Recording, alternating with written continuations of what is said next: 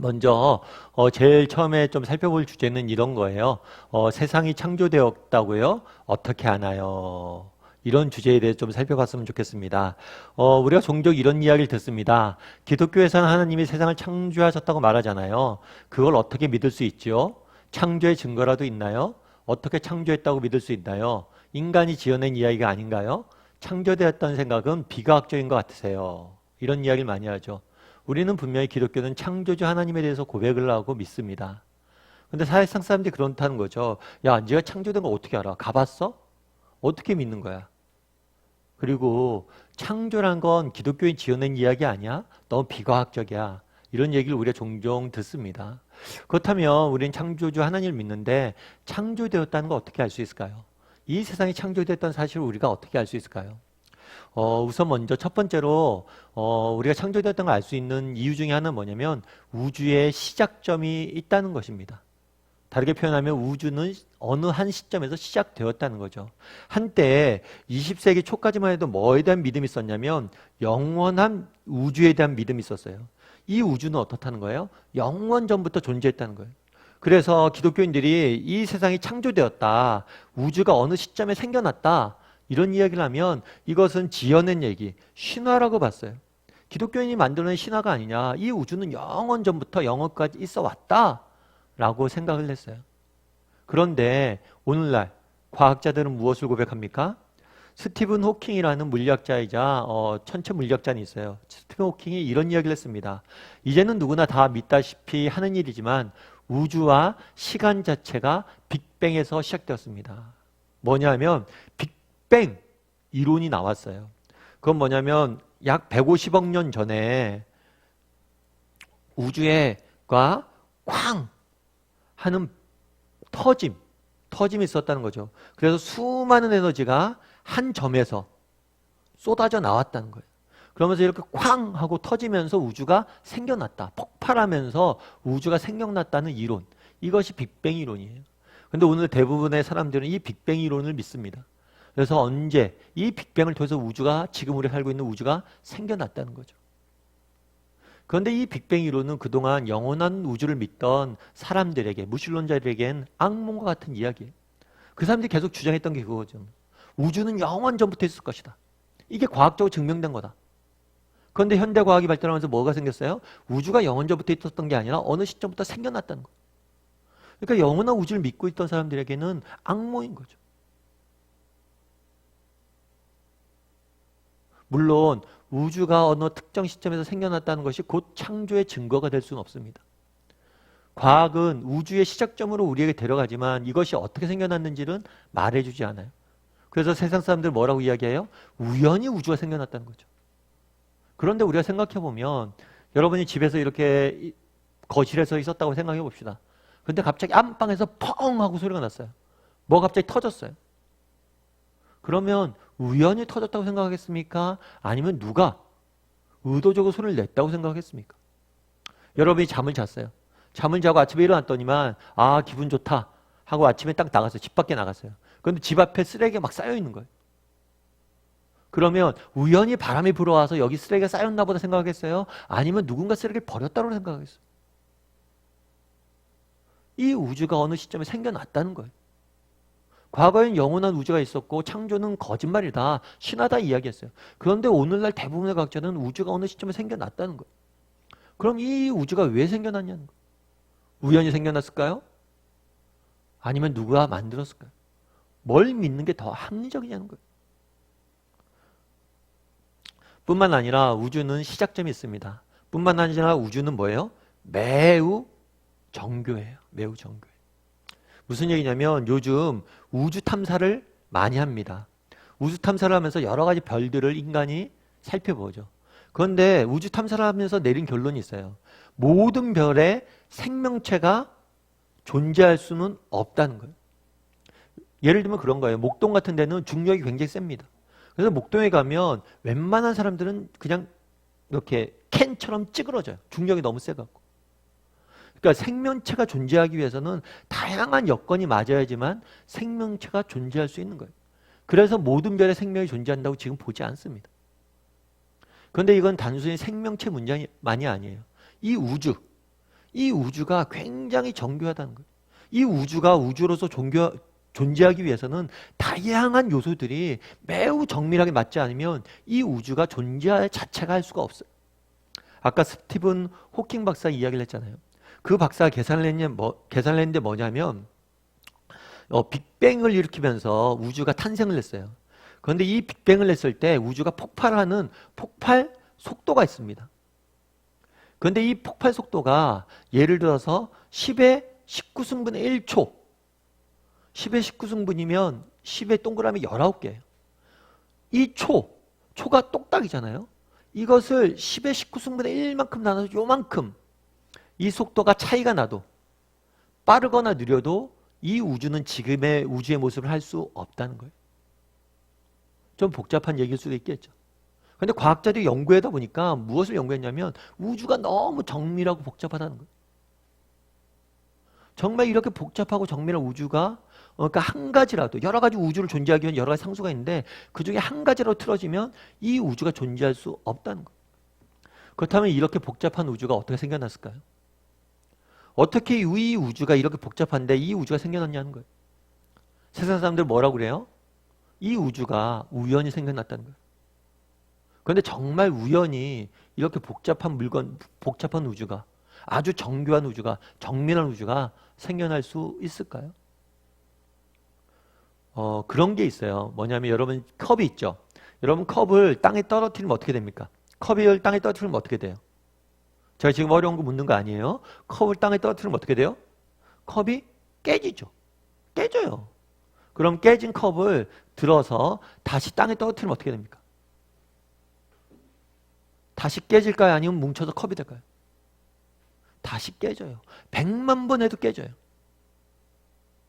그래서 이걸 뭐라고 표현하냐면 환원 불가능한 복잡성이라고 그래요.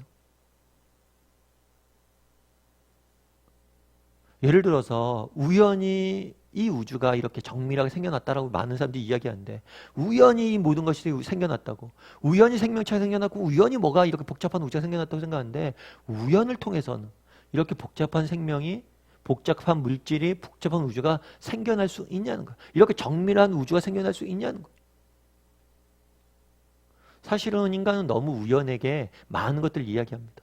근데 예를 들어서 이런 걸 한번 생각해 보죠. 여러분 친구들과 카드 놀이를 해요.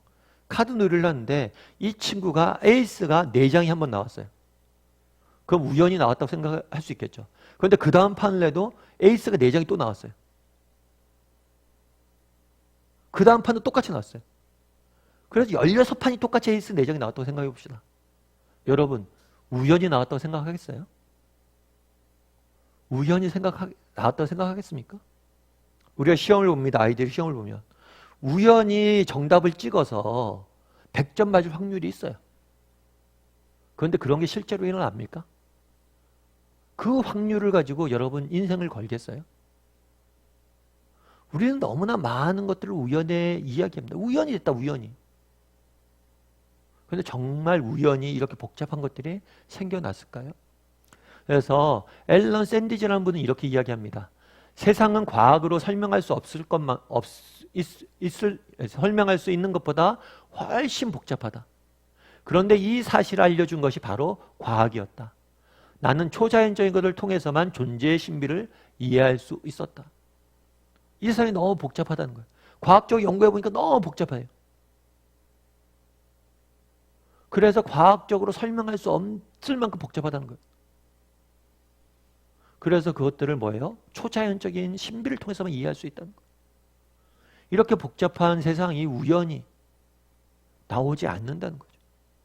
그래서 아이작 뉴턴 같은 사람은 이렇게 얘기합니다. 다른 증거는 없더라도 엄지손가락 하나만 가지고도 하나님께서 존재한다는 사실을 확신할 수 있다. 예를 들면 그런 거예요. 엄지손가락 하나 이렇게 움직이잖아요. 이게 놀라운 일이라는 거예요. 요즘 인간들이 인공관절을 만듭니다. 인공관절을 만들고 정말 인공손을 만들고 아무리 노력을 해도 정말 사람 손가락 움직이는 것만큼 이렇게 복잡하고 정밀하고 이렇게 자연스러운 걸 만들 수가 없다는 거예요. 물론 많은 과학자들이 그런 얘기를 할 수 있어. 언젠간 만들 거라고. 물론 언젠가 만들 수 있습니다. 그런데 아이작 뉴턴은 뭐라고 얘기해요? 그 하나를 만들면 그 다음에 또 얼마나 세상이 복잡하고 아름다운지 알게 될 거예요. 나는 그래서 엄지손가락 하나만 갖고도 정말 하나님이 존재하는 것을, 정말 이렇게 복잡하고 아름다운 세상은 결코 우연히 만들어질 수 없음을 나는 안다고. 누군가 지었음을 나는 증명할 수 있다고 말하는 거예요. 세상이 창조되었다는 걸 어떻게 할까요? 창조론을 이야기하면, 창조되었다고 얘기하면 비과학적이라고 이야기합니다. 그렇지 않아요. 과학은 우리를 어디로 가져다 줍니까? 우주의 시작점으로 가져다 줍니다. 과학은 우리를 어디로 가져다 줍니까? 이 우주가 정말 너무 정밀하고 복잡하고 아름답다는 것을 알려줘요. 그럼 이 우주가 시작되었고 이 복잡하고 아름다운 우주가 어떻게 생겨나냐는 거예요. 우연히 생겨났을까요? 아니면 누군가 만들었을까요? 또한 세 번째로 창조된 것을 어떻게 알 수 있느냐? 셋째로 뭐냐면 우연은 결코 의미를 갖지 못해요. 좀 어려운 말인 것 같죠? 우연은 결코 의미를 갖지 못합니다. 장폴 샤르트라는 실존주의 철학자가 있어요. 이 사람은 기독교를 믿는 사람은 아닙니다. 실존주의 철학자예요. 그런데 이 사람이 그런 얘기를 해요. 정말입니다. 늘 절실하게 느껴왔습니다. 나는 존재할 권리가 전혀 없습니다. 우연히 생겨서 돌처럼 나무처럼 미생물처럼 존재할 뿐입니다. 쓸데없이 붕붕거릴 뿐 아무것도 느낄 수 없습니다.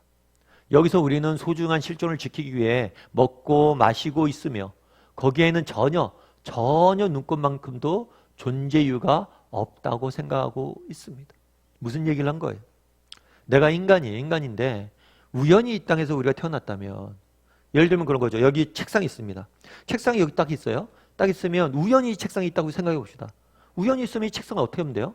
치우면 돼요. 아니, 누가 여기다 갖다 놨어? 치워요. 근데 누가 특별한 목적을 갖고 여기다 갖다 놨다고 보십시오. 이유가 있을 거 아니에요. 그럼 함부로 치울 수 없잖아요. 왜냐하면 의미가 있고 목적이 있으니까. 마찬가지란 거예요. 인간이 그냥 우연히 태어나서 우연히 여기 존재하는 돌과 같은 존재라면 누구든 치우든 어떻게 살든 무슨 상관이냐는 거예요. 우연히 있다는 것. 그런데 문제는 뭐냐면 내가 우연히 태어난 존재고 우연히 존재하는 인간이 존재하는 것이라면 그냥 의미나 목적이나 이런 걸 추구하면 안 되는데 뭘 한다는 거예요? 이상하게도 내가 우연히 태어난 존재인데 의미를 끊임없이 추구한다는 거예요. 그래서 샤르트가 얘기하는 게 뭐냐면 우연히 태어났지만 우리가 살고 있는 실존을 소중히 여기면서 살아가자는 거예요. 그러면 우리가 이렇게 의미를 찾아 인생을 살면서 내가 왜 이 땅에 태어났을까 목적을 찾고 삶의 의미를 찾고 소중한 것들을 찾습니다. 이게 왜 찾냐는 거예요. 혹시 우리를 만드신 분을 닮아서 그런 건 아니에요? 정말 우리가 만들어졌기 때문에 우리가 만들어진 목적과 이유가 있다는 우리가 알 수 없는 내면의 확신이 있기 때문에 찾는 게 아니라는 거예요. 아니냐는 거예요. 우연히 우리가 존재하는 존재라면 이런 걸 찾을 수가 없다는 거예요. 그리고 우리가 창조되었다는 걸 아는 가장 중요한 이유가 있습니다. 그것은 뭐냐면 예수님 때문이에요. 예수님. 앞서 이야기했던 것처럼 과학은 우리를 어디로 데려갑니까? 우주의 시작점으로 데려갑니다. 과학은 우리를 어디로 데려갑니까? 이 우주가 너무나 복잡하고 정밀하게 만들어졌다는 사실로 데려갑니다. 또한 철학은 우리를 어디로 데려갑니까? 인간은 끊임없이 의미를 추구하는 존재라는 사실로 데려갑니다. 그렇다면 우리가 왜 우주가 시작되었고 왜 우주가 이렇게 복잡하고 왜 인간이 의미를 추구하는지, 우연히 그렇게 된 건지 아니면 하나님께서 창조하신 것인지 우리는 정확히 알 수 없습니다. 그런데 세상이 창조한 것을 알도록 도와주시는 분이 계세요. 그분은 누구냐면 예수님이에요. 정말 예수님을 만나고 예수님을 경험하고 예수님을 알았던 사람들이 한결같이 이야기하는 게 있습니다. 예수님을 통해서 누굴 만났다고 해요? 창조주 하나님을 만났다고. 정말 하나님께서 이 세상에 살아 계시고 이 모든 것을 창조하셨다는 사실을 알게 되었다라고 이야기합니다.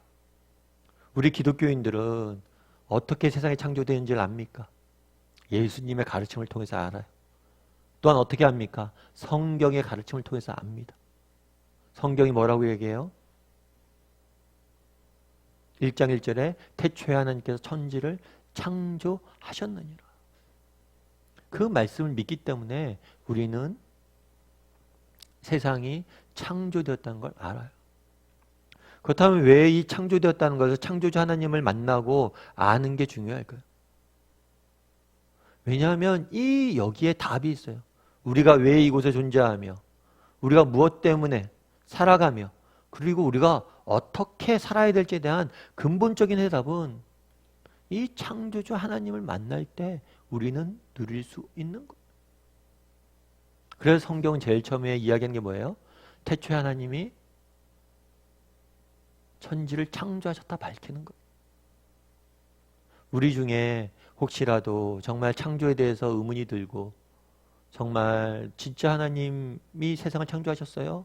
라고 의문이 드는 사람이 있다면 예수님을 만나보길 초대합니다. 그리고 하나님에 대해서 배워보길 초대해요. 성경에 대해서 배워보길 초대합니다. 예수님에 대해서 배우고 성경에 대해서 배우다 보면 우리 창조자 하나님이 이 세상을 창조하셨다는 사실에 대해서 확신을 갖게 될 거예요. 제가 참 좋아하는 말씀이 한 구절이 있어요. 그건 뭐냐면 에베소서 2장 10절 말씀인데 우리 같이 한번 읽어보면 좋을 것 같아요. 같이 한번 읽어볼까요? 우리는 그가 만드신 바라 그리스도 예수 안에서 선한 일을 위하여 지으심을 받은 자니 이 일은 하나님이 전에 예비하사 우리로 그 가운데서 행하게 하려 하심이니라. 여기서 성경 뭐라고 되어 있냐면 우리는 그가 만드신 바다 라고 되어 있는데 이 만드신 바다 라는 표현은 뭐냐면 작품이라는 작품. 우리 모두는 하나님의 작품이란 거예요. 하나님께서 하나하나 만드셨다는 거예요. 우리는 기성품이 아니에요. 공양에서 찍어낸 존재들이 아니에요. 하나님께서 하나하나 우리를 빚으시고 만드셨다는 거예요. 내 삶의 가치, 내 삶의 목적, 내 삶의 의미는 어디서 찾을 수 있어요? 우리가 하나님의 작품이라는 사실에서 찾을 수 있습니다. 정말 세상이 보기에 우리가 어떻게 보일지 몰라도 정말 세상이 나에 대해서 어떻게 판단할지 몰라도 하나님은 뭐라고 이야기해요? 너는 내가 만든 작품이다 이야기를 해요. 제가 최근에 스승의 날이라서 우리 아는 목사님한테 제가 선물을 하나 하려고 이렇게 선물 가게 가서 선물을 하나 샀어요. 근데 어떤 선물 샀냐면 이 컵을 하나 샀어요. 여러분 이 컵 어떠세요? 보기 좋으세요? 이쁘세요? 이거 사진이 굉장히 이쁘게 찍혀서 이쁘게 나오긴 하는데 컵이 모양이 다 달라요. 삐뚤삐뚤해요. 그래서 기성품인 컵과는 달라요. 그런데 이게 왜 모양이 이렇게 다르고 높이도 다르고 삐뚤삐뚤한가 물어봤더니만 이게 공예품이래요. 공예품. 작가가 직접 입을 불어서 유리를 불어서 만든 거란 거예요. 그 얘기를 듣고 보니까 있어 보이더라고요. 그러면서 제가 이따가 산 컵 중에서는 유리컵 중에서 제일 비싼 컵이에요. 컵이 이렇게 비싸요 했더니만 작품이라서 비싸다는 거예요. 작품이라서. 한 땀 한 땀 작가의 손길이 들어있었기 때문에 비싸다는 거예요. 우리가 보기엔 어떤 모양일지 몰라도. 그러면서 그런 얘기를 하더라고요. 이걸 주면서 그런 얘기도 하세요. 이게 사람이 직접 만든 거라서 되게 컵이 약하다고. 쉽게 깨질 수 있으니까 조심하라고. 조심해서 써야 된다고. 여러분 우리는 하나님의 작품이에요. 그런데 정말 그렇게 귀한 존재이지만 동시에 뭐예요? 그래서 작품이기 때문에 깨지기도 쉬워요. 그래서 정말 존귀하게 여루고 다루어야 돼요. 그런데 정말 우리가 우연히 났다면 우리의 존엄성이 어디서 나옵니까? 우리의 존엄성은 하나님의 작품이라는 뜻에서 나와요. 저나 여러분이나 창조주 하나님 믿는 사람들이잖아요. 창조주 하나님을 믿는다는 건 무엇이냐면 우리가 그분의 작품이란 걸 믿는 사람. 뿐만 아니라 우리의 삶을 소중히 여길 줄 알고 정말 하나님의 시각으로 바라볼 줄 알고 정말 하나님이 정말 나를 얼마나 존귀히 여기시고 사랑하시는지를 깨달아 아는 것. 그리고 내 삶을 소중히 갖고 가는 것. 그것이 우리가 창조주 하나님을 믿는 사람으로서 우리가 해야 될 일들입니다. 우리는 그의 만드신 바다라는 에베소 말씀을 우리가 기억하고 정말 말씀대로 살아갈 줄 아는 저와 여러분이 되기를 주님의 이름으로 소원합니다.